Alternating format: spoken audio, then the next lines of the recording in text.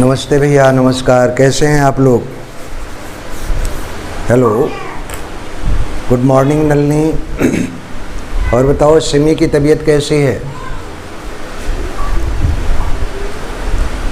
अरे अरे अरे अरे, ओहो हो, अरे, क्या उम्र रही होगी?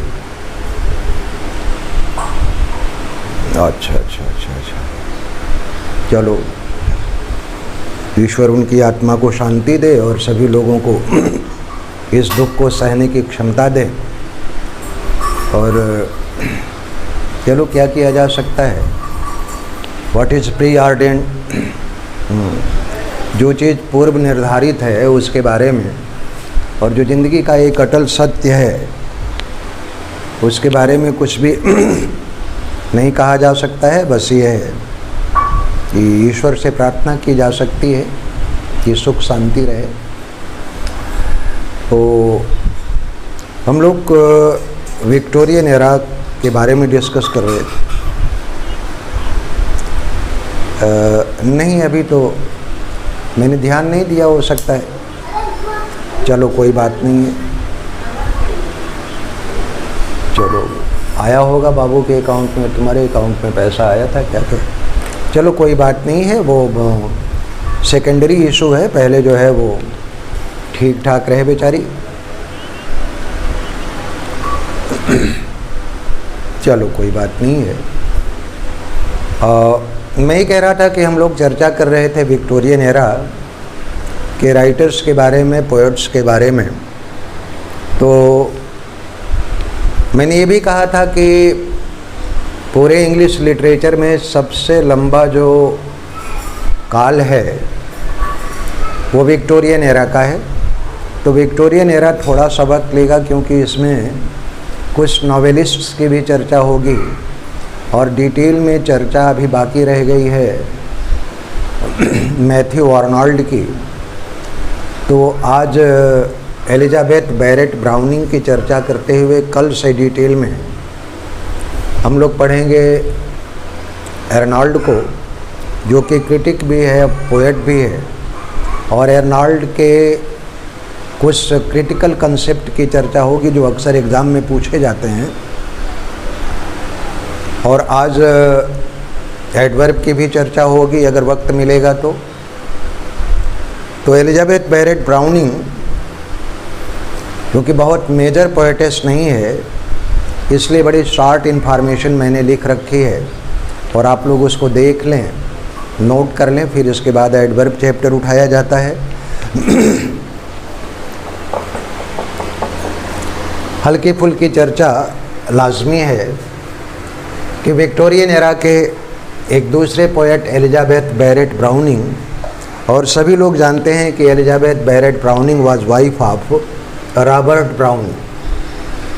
शी वॉज बॉर्न इन 1806, 1806 में पैदा हुई थी, and died in 1861. So at the age of 14 she published her first poem, The Battle of Marathon, which was brought out in 1820.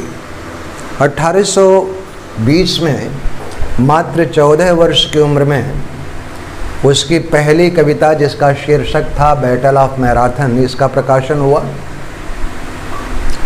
And next year at the age of 15, her first major collection under title Seraphim and Other Poems was brought out. और Seraphim and Other Poems के प्रकाशन के साथ Robert browning का ध्यान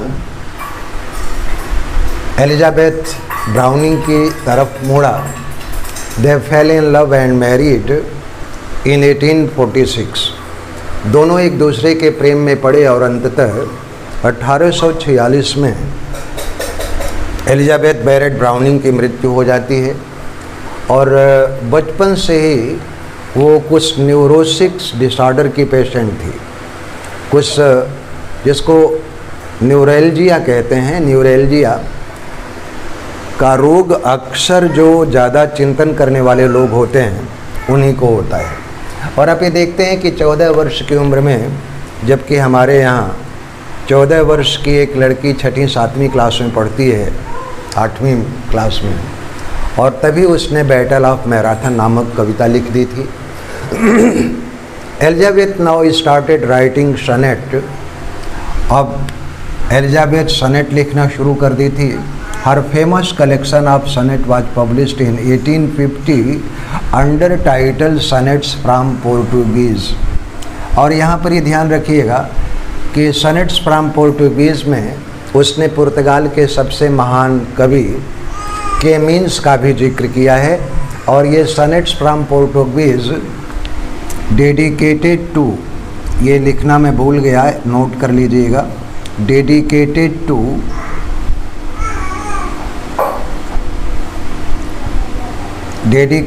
to Robert Browning. Sonnets from Portuguese, ये sonnet sequence उसने अपने हस्बैंड रॉबर्ट ब्राउनिंग को समर्पित किया था। Robert browning,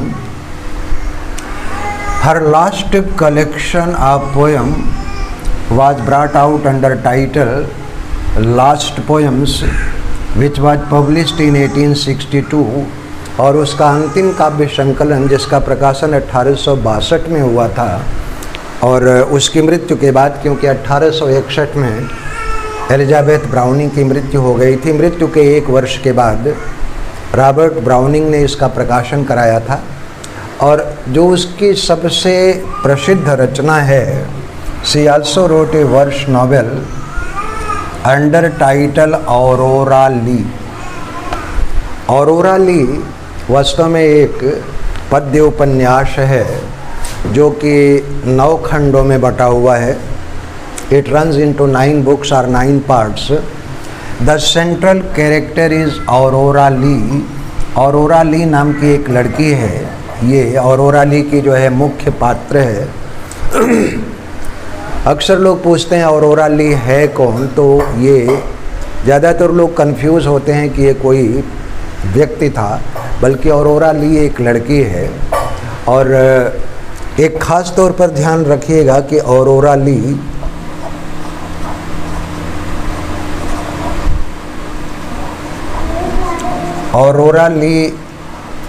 is equal to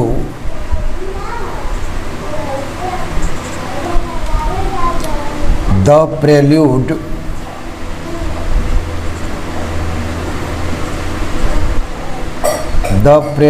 of Wordsworth. और ये प्रश्न पूछा गया है कि ऑरोरा ली किस तरह की रचना है, तो एक तरह से ये ध्यान रखिएगा कि जिस तरह से प्रेल्यूड में वर्ड्सवर्थ ने केवल और केवल अपनी चर्चा की है बचपन से लेकर के किस प्रकार उसको पोएटिक टैलेंट प्राप्त होता है, पोएटिक मैच्योरिटी का जिक्र किया है, ठीक उसी तरह से ऑरोरा ली एक तरह से वर्ड्सवर्थ के प्रेल्यूड जैसी है। It is autobiographical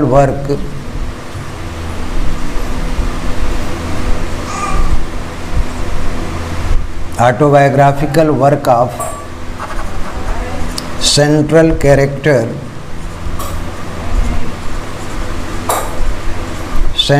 character Aurora Lee.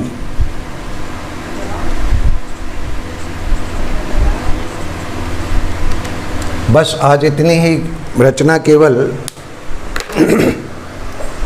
Elizabeth Barrett browning की है डियर। थोड़ा सा लैंग्वेज का क्रम टूटा हुआ है, उसकी हम लोग थोड़ी चर्चा कर लेते हैं। हम लोग वर्ब के जितने भी सेगमेंट्स हैं उसकी चर्चा कर चुके हैं, अलावा ऑक्सिलरीज के तो मैंने पहले ही ये कह दिया है कि टेंस के बारे में विस्तार से जब रिवीजन होगा तो उसकी चर्चा कर दी जाएगी।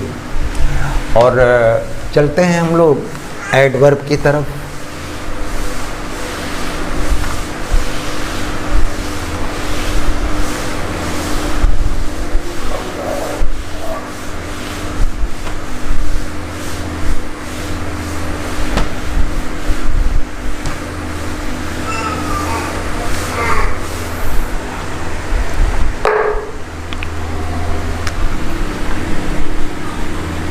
The adverb.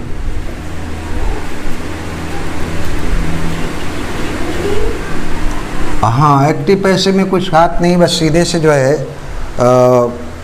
टेस्ट दे देता हूँ, उसी के ऊपर जो है डिस्कशन हो जाएगा, कोई दिक्कत नहीं है उसमें। अब उसमें क्या बच्चों की तरह से भी बताया जाए कि इंटेरोगेटिव के कैसे पैसिव बनते हैं। तो जो आप ये सोचते हो तो मैं टेस्ट पेपर दे करके जो है एक एक सेंटेंस के ऊपर जो है सारा कुछ सम अप कर दूंगा, ठीक है। चलिए, इधर 2-3 दिन तक मैं खुद डिस्टर्ब था, तो आज जो है वॉइस के कुछ टेस्ट मैं भेजता हूँ, उसी के ऊपर सारा डिस्कशन हो जाएगा। एडवर्ब, एडवर्ब के बारे में आप जानते ही होंगे, कोई बताए भाई एडवर्ब है क्या? बोलते भी जाएं तो थोड़ा मुझे भी हेल्प मिलती रहेगी। एडवर्ब को आप लोग क्या कहते हो? क्रिया विशेषण कहते हैं। और कोई?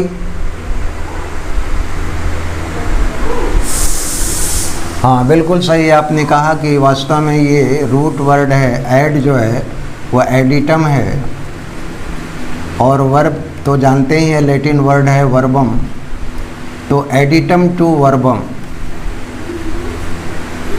एडिटम टू वर्बम। और अभी कृष्णा ने शायद कहा था क्रिया विशेषण।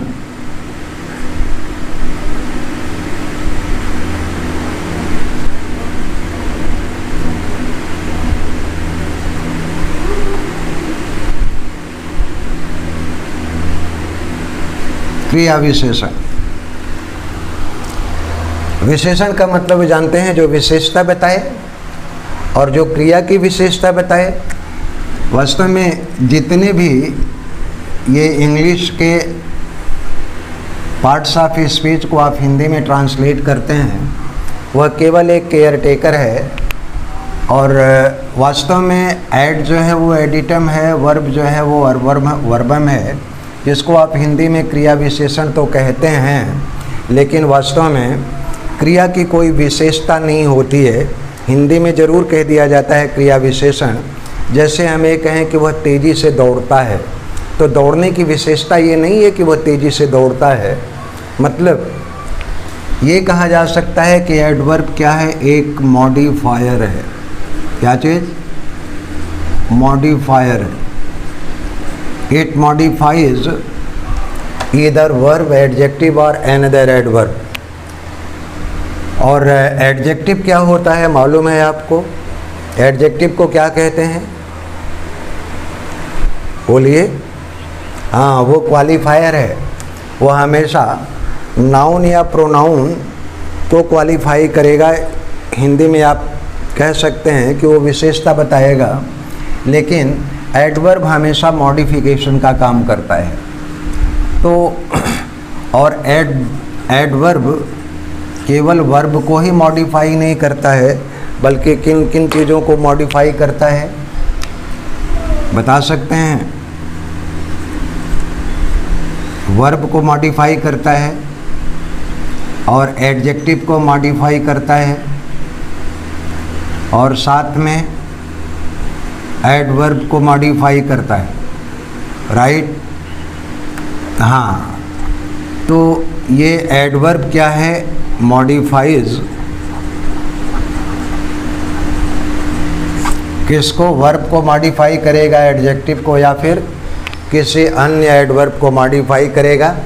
कैसे मॉडिफाई का काम करता है, ज़रा एग्जाम्पल लेकर के इसको क्लियर किया जाए।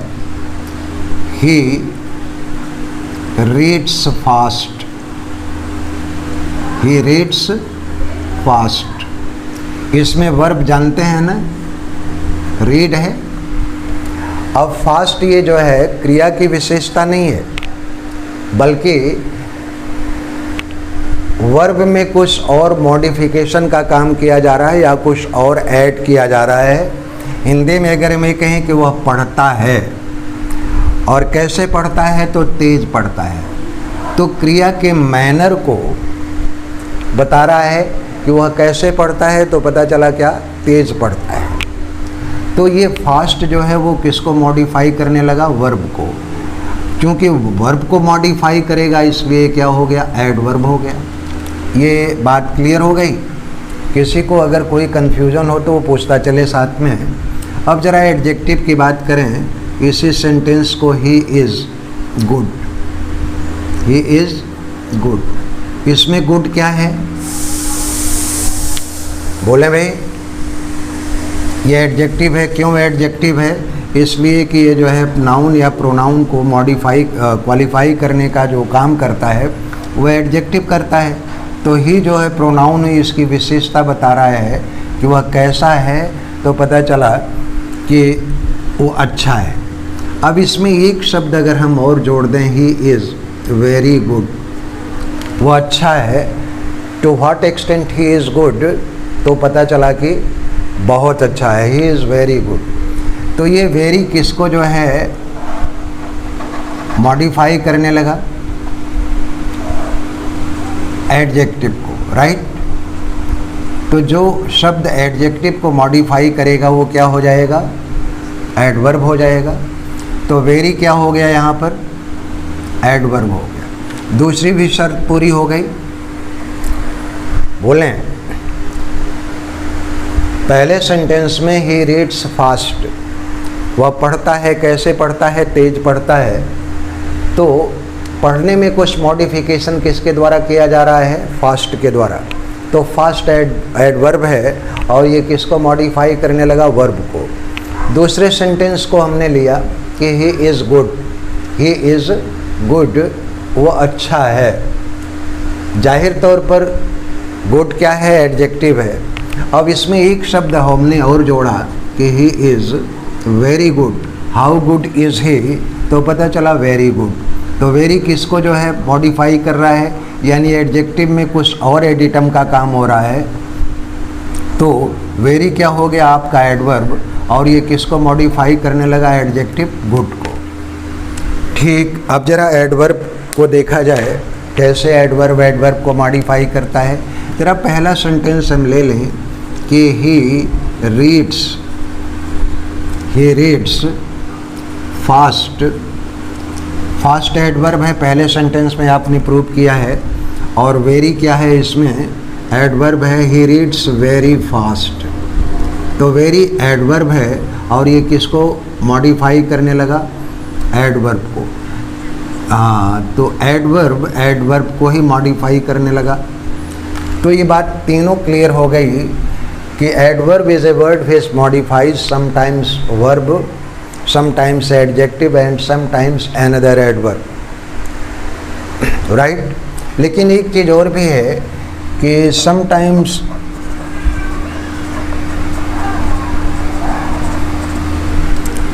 Adverb modifies whole sentence. Adverb modifies whole sentence. कभी कभी एडवर्ब पूरे वाक्य को ही मॉडिफाई करने लगा है। कैसे? अगर मैं कहें कि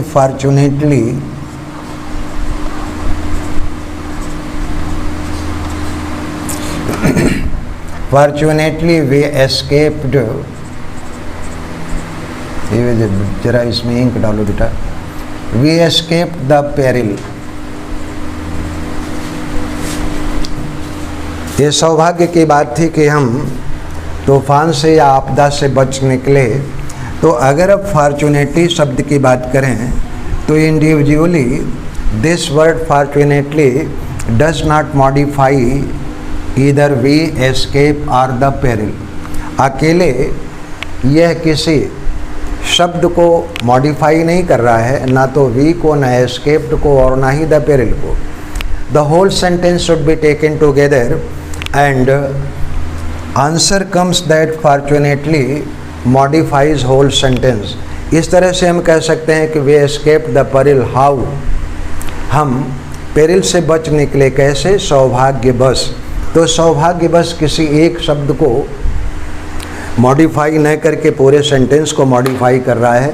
सो now this much fact is clear that adverb is additum to verbum and it works like a modifier.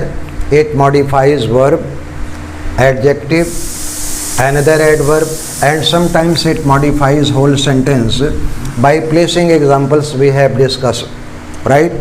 If there is any doubt you can ask freely. अगर कोई संदेह हो आप लोगों को तो आप लोग तुरंत जो है इसको पूछ लें।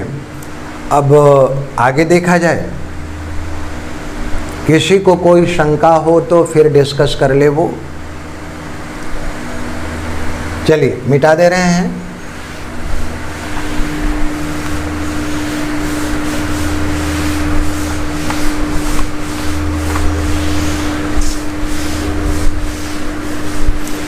Now let's come to another step of adverb. Can any one of you tell me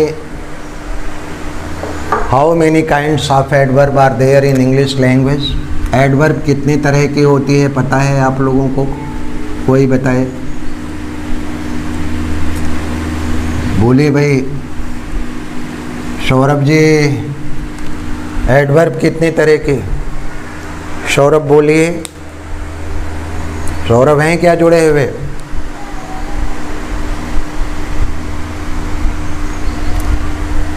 हाँ जी, एडवर्ब कितनी तरह की होती है?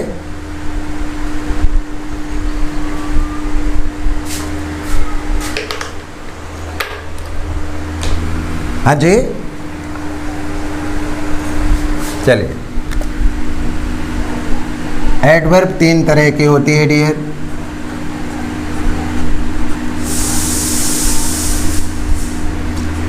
एक तो होती है सिंपल, दूसरी होती है रिलेटिव, और तीसरी होती है इंटेरोगेटिव। याद रखिएगा, ज़्यादातर लोगों को ये नहीं मालूम होता है कि एडवर्ब कितनी तरह की होती है। तो डियर, एडवर्ब केवल 3 तरह की होती है, सिंपल, और सिंपल जो है वो 8 टाइप्स की होती है। तो ये अगर कोई पूछे एडवर्ब कितने तरह की, तो ज़्यादातर लोग एडवर्ब 8 तरह की बता देते हैं। Adverb of place, reason, condition, supposition, degree, ये चीज़ें हैं। तो वो सिंपल एडवर्ब के अंतर्गत आती हैं। रिलेटिव और इंटेरोगेटिव ये दोनों एक ही होती हैं। व्हेन, वेयर, व्हाई और हाउ, ये जो 4 एडवर्ब हैं ये रिलेटिव भी हैं और इंटेरोगेटिव भी हैं। आप कैसे डिस्टिंग्विश करेंगे कि ये रिलेटिव हैं या फिर इंटेरोगेटिव हैं? बता सकते हैं? Relative adverb are used, note कर लीजिएगा,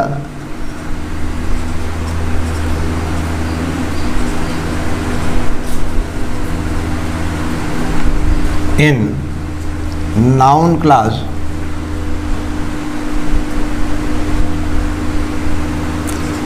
and adjective class.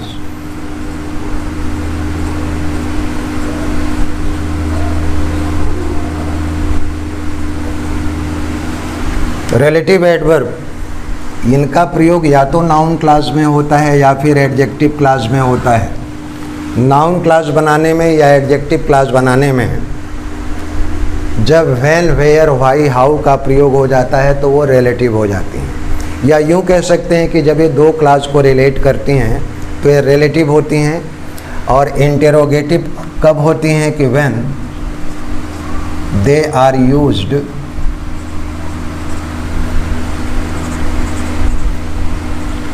In asking question,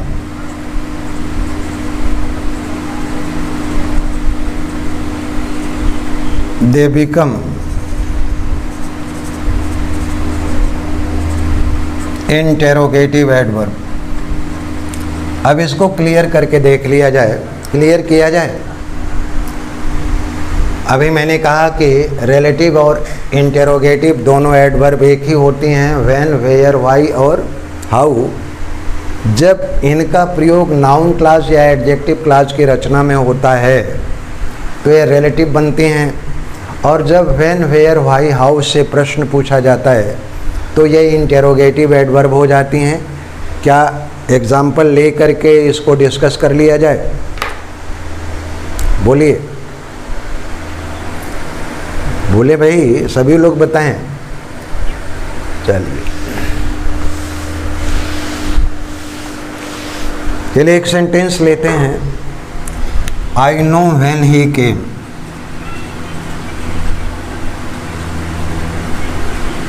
भाई किसी के यहाँ बच्चे झगड़ रहे हैं, आई नो व्हेन ही केम, मैं जानता हूँ कि वह कब आया। और ज़रा दूसरा सेंटेंस लें, आई नो द टाइम।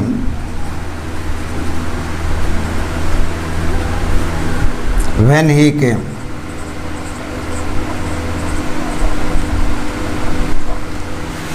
इन दोनों में अगर देखा जाए तो एक शब्द है जो कनेक्टिव का काम कर रहा है व्हेन, दोनों सेंटेंस में।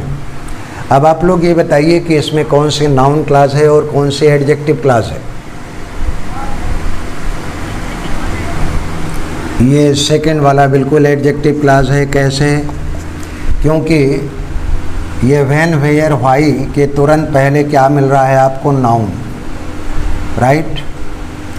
तो जब भी नाउन के बाद या प्रोनाउन के बाद व्हेन वेयर व्हाई हाउ आएगा तो एडजेक्टिव बन जाएगा, एडजेक्टिव क्लास।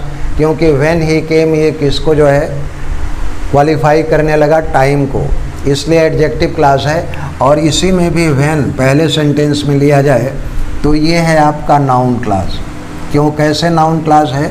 क्यों कि ये वर्ब नो का ऑब्जेक्ट बन रहा है। और क्लास पढ़े हैं कि नहीं आप लोग? अगर नहीं पढ़े हैं तो डिटेल में चर्चा कर ली जाएगी। तो जब भी किसी वर्ब का ऑब्जेक्ट आप जानते हैं, या तो कोई नाउन होता है या प्रोनाउन होता है, लेकिन वर्ब नो के ऑब्जेक्ट के रूप में ये शब्द समूह आपको मिल रहा है जिसमें सब्जेक्ट पार्ट भी और प्रेडिकेट पार्ट भी है, क्लास बना रहा है। और इसको नाम देंगे हम नाउन क्लास। इसलिए नाउन क्लास की किसी भी वर्ब का ऑब्जेक्ट या तो नाउन होता है या प्रोनाउन होता है, या उसी की तरह से कोई ऐसा शब्द समूह जिसमें सब्जेक्ट पार्ट और प्रेडिकेट पार्ट आएगा तो वो क्लास बनाएगा। अब जरा एक दूसरा सेंटेंस हम लेते हैं।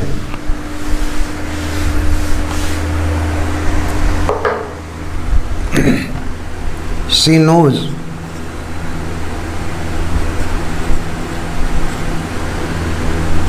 how to write या she knows how to paint। इसमें देखा जाए तो हाउ क्या है? ये एडवर्ब है और ये नोज का ऑब्जेक्ट बन रही है हाउ टू पेंट। तो यहाँ पर नोज का ऑब्जेक्ट ये हाउ से शुरू हो रहा है, क्लास है, यानी कि ये नाउन क्लास हो गया। और हम ये भी कह के कि she knows the place where I live. Where I live, वो उस जगह को जानती है जहाँ मैं रहता हूँ। तो वेयर के तुरंत पहले आपको क्या मिल रहा है? नाउन। और इस शब्द को जो है क्वालिफाई करने का काम वेयर आई लिव कर रहा है, इसलिए एडजेक्टिव क्लास है। तो ये बात स्पष्ट हो गई कि जब भी व्हेन वेयर व्हाई और हाउ का प्रयोग हम नाउन क्लास या एडजेक्टिव क्लास बनाने में करते हैं तो ये शब्द क्या बन जाते हैं? Relative adverb. और जब इनसे प्रश्न पूछा जाता है तो ये इंटेरोगेटिव एडवर्ब हो जाती हैं। जैसे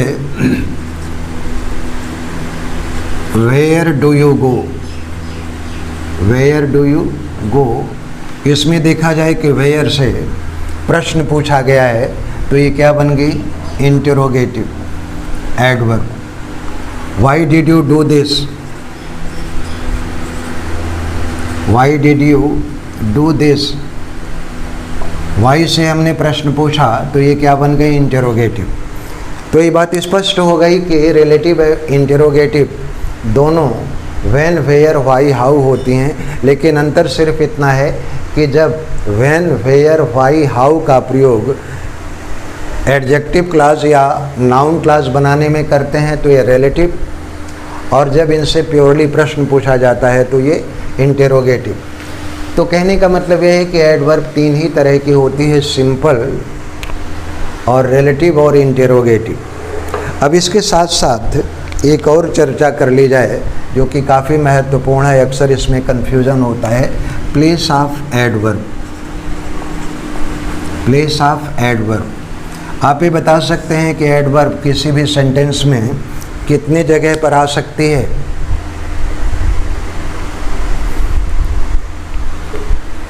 प्लेस ऑफ एडवर्ब, या आप इसको चाहें तो कह दें पोजीशन ऑफ एडवर्ब।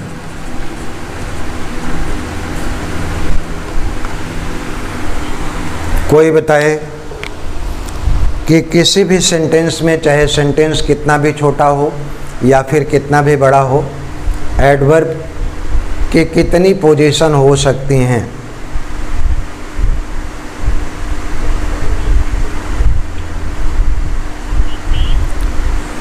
और कोई बताए?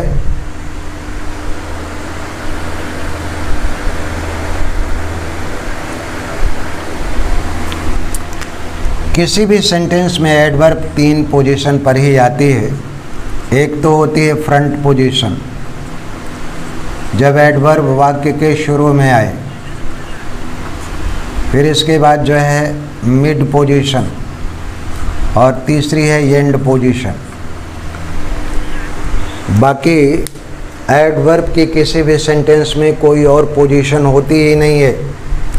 जब इसके बारे में एडवर्ब की सिंथेसिस के बारे में या करेक्ट यूसेज ऑफ एडवर्ब के बारे में, अभी करेक्ट यूसेज, अभी तो ये सतही तौर पर चल रहा है कि करेक्ट यूसेज का पोर्शन जब आएगा तो हम लोग चर्चा करेंगे कि नाउन का करेक्ट यूसेज क्या है, प्रोनाउन का, यानी जितने भी पार्ट्स ऑफ स्पीच हैं उसके करेक्ट यूसेज क्या हैं। और फिर इसके बाद जो है पार्जिंग की भी चर्चा हो जाएगी। अगर ये दोनों चीज़ें आपने ढंग से पढ़ ली तो फिर लैंग्वेज में आपको कभी भी ज़िंदगी भर कभी दिक्कत नहीं होगी है। और हैरत की बात यह है डियर कि जब भी हम एडवर्ब की पोजीशन चेंज करते हैं तो मीनिंग भी बदलती जाती है। ये विचित्र बात है एडवर्ब के। इसीलिए अच्छे अच्छे ग्रामेरियन भी जो अपने आप को ये कहते हैं कि हम लैंग्वेज के मास्टर हैं, वो भी कंफ्यूज हो जाते हैं एडवर्ब की पोजीशन को लेकर के। क्यों कि एडवर्ब की पोजीशन जब भी आप चेंज करेंगे तो साइमल्टेनियसली उसका सेंस और उसकी मीनिंग भी बदलती चली जाती है। तो ये सबसे बड़ा कासस जोन है एडवर्ब की पोजीशन को लेकर के। मिटाएं, जरा एग्जाम्पल लेकर के चर्चा कर ली जाए। मिटा दें। देखिए, एक हम लोगों को बचपन में पढ़ाया जाता था ट्रियो ऑफ एडवर्ब।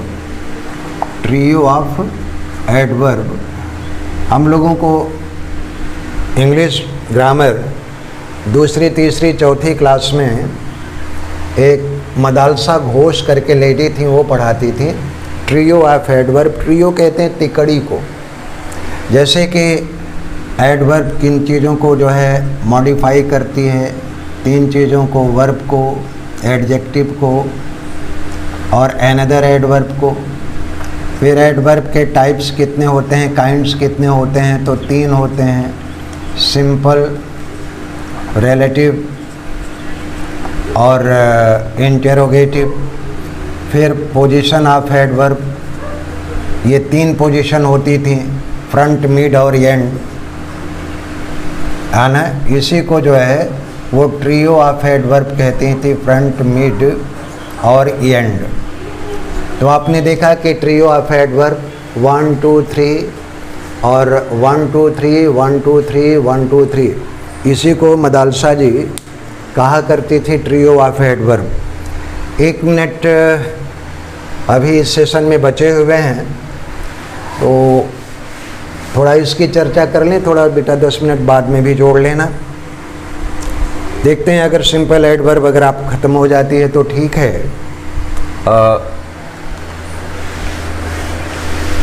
दोबारा जो है जुड़ जाइएगा आप लोग 10 मिनट के लिए।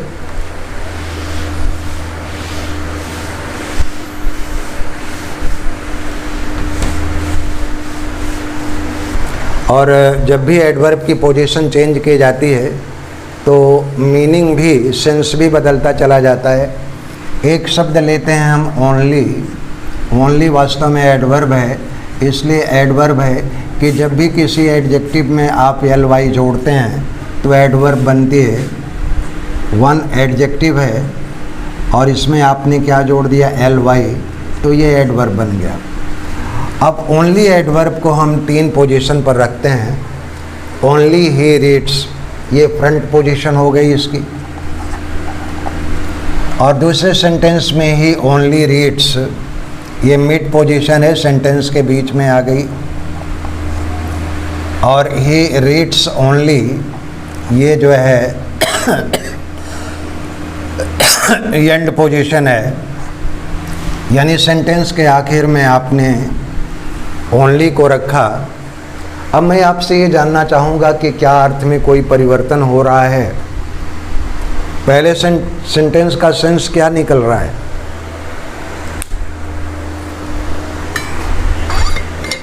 हाँ जी,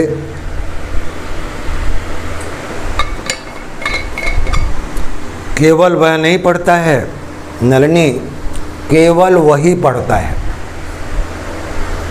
हाँ, इसलिए कि only he reads, none other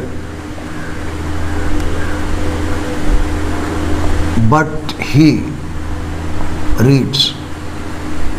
पहले का मतलब ये निकला कि कोई अन्य नहीं बल्कि वही पढ़ता है। अब जरा दूसरे सेंटेंस का आप अर्थ निकालिए, ही ओनली रीड्स, वह केवल पढ़ता है। बोलिए क्या मतलब हुआ, मतलब है he knows how to read, he knows how to read but does not know how to write। इसका मतलब यह हुआ, अर्थात वह लिखना नहीं जानता है, पढ़ना जानता है। तो आप देखिए कि he only reads, वह केवल पढ़ता है, मतलब ये कि वो लिखता नहीं है, राइट। अब जरा तीसरे सेंटेंस को देखा जाए कि ही रीड्स ओनली, वह केवल और केवल पढ़ता है। सेंस क्या निकला, ही डज नथिंग,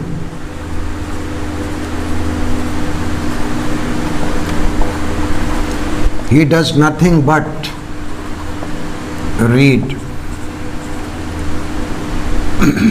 वह कुछ भी नहीं करता है अलावा पढ़ने के। तो आपने ये देख लिया, क्लियर हो गई बात कि जब भी एडवर्ब की आप पोजीशन चेंज करेंगे तो simultaneously sense of the sentence also changes. पहले सेंटेंस में ओनली ही रीड्स, कोई और नहीं बल्कि वही पढ़ता है।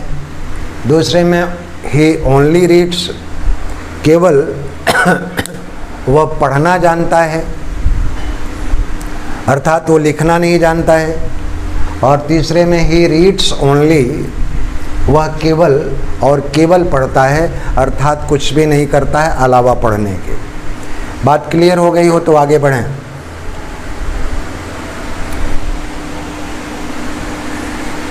बोलिए,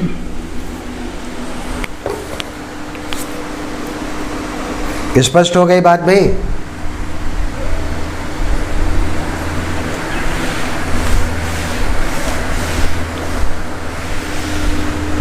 इसलिए कभी भी अगर आप लोग लिखिएगा कुछ तो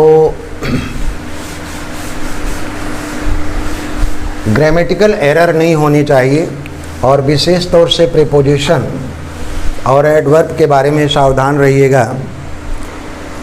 लगता है रश्मि जुड़ी हैं, क्या नाम है उसका, चलिए अब टाइप्स ऑफ सिंपल एडवर्ब की चर्चा कर लेते हैं हम लोग।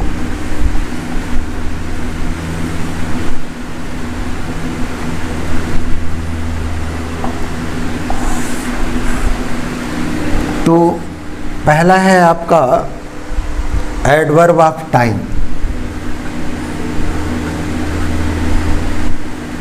एडवर्ब ऑफ टाइम,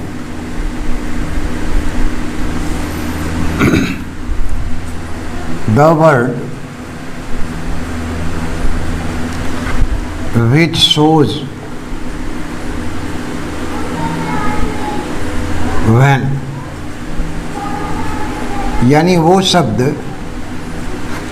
जो समय का बोध कराता हो वो एडवर्ब ऑफ टाइम होगा। सेंटेंस अगर हमें लेते हैं कि I have read it before, I have read it before, इसमें कौन सा शब्द है विच डिनोट्स टाइम, बता सकते हैं? बिफोर, बिफोर से हमें समय का पता चलता है, मैं इससे पहले ही पढ़ चुका हूँ, यानी I have read it the time before now, आज के पहले यानी समय का संकेत कर रहा है, इसलिए बिफोर शब्द क्या है? एडवर्ब ऑफ टाइम है। अब जरा दूसरा, now let's resume our journey, now let's resume our journey, चलो यात्रा शुरू करते हैं।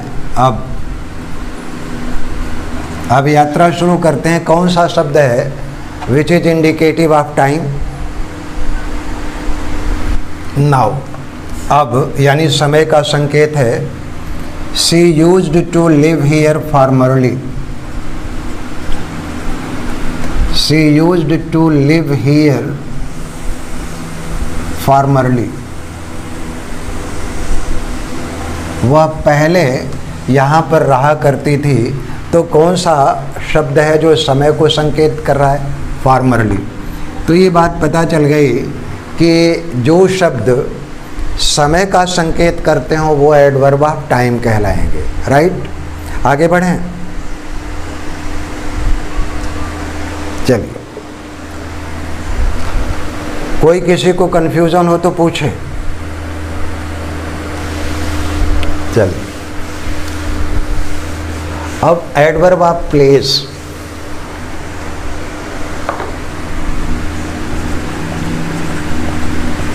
एडवर्ब ऑफ प्लेस, इसकी पहचान क्या होती है? The word which shows where,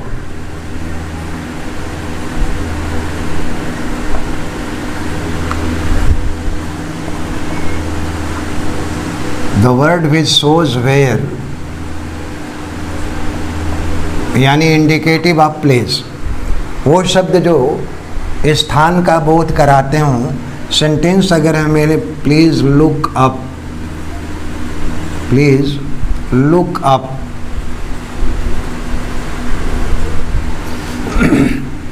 here comes the train, here comes the bus,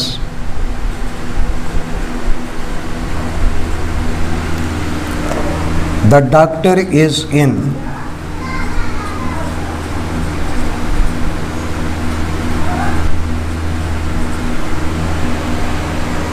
she lives there,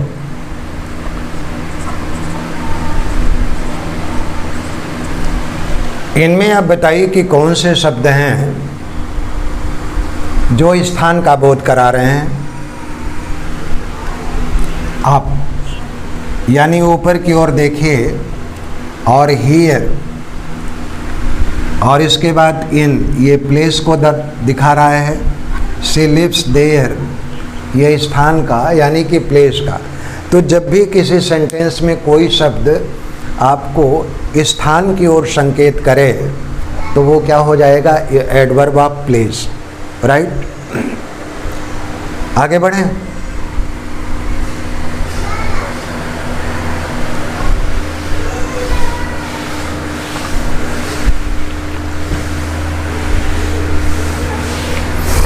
तीसरा है adverb of manner,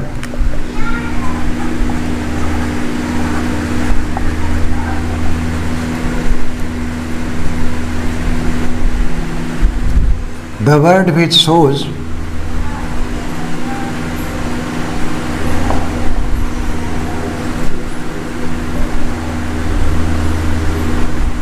how an action, in what way,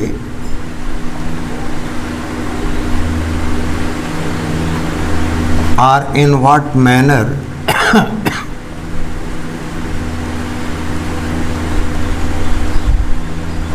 an action is done.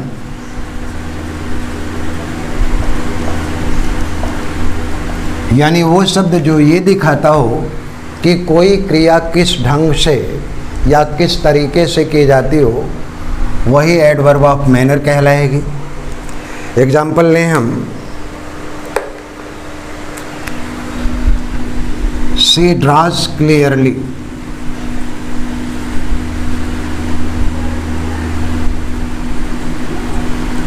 She draws clearly.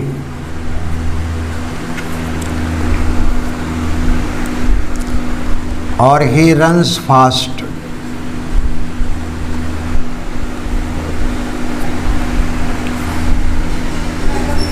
चींटी आ रही। He runs fast.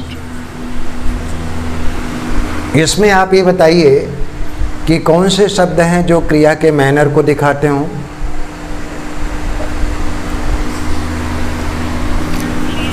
हाँ जी, slowly and sadly.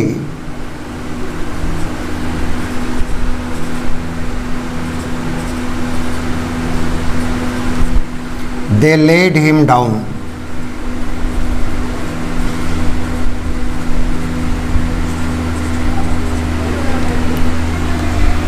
इसमें देखा जाए तो क्लियरली, फास्ट और स्लोली एंड सैडली ये एक्शन या क्रिया के ढंग को दिखा रहे हैं। She draws clearly. How does she draw? तो पता चला क्लियरली यानी क्रिया के अंदाज को, क्रिया के ढंग को, तरीके को व्यक्त कर रहे हैं। ही रन्स फास्ट, वह तेज़ दौड़ता है, दौड़ने के तरीके को फास्ट से व्यक्त किया जा रहा है। दे लेड हिम डाउन, लोगों ने उसे कब्र के नीचे उतारा। किस ढंग से? स्लोली, धीरे धीरे करके, और सैडली का मतलब दुखपूर्वक। तो जो शब्द किसी क्रिया के मैनर को, तरीके, ढंग को व्यक्त करेंगे वही एडवर्ब ऑफ मैनर होंगे। आज मित्रों इतना ही, कल ख़त्म कर लेंगे और कल एडवर्ब के बारे में कुछ और चर्चा होगी। आज इतना ही। Thank you very much.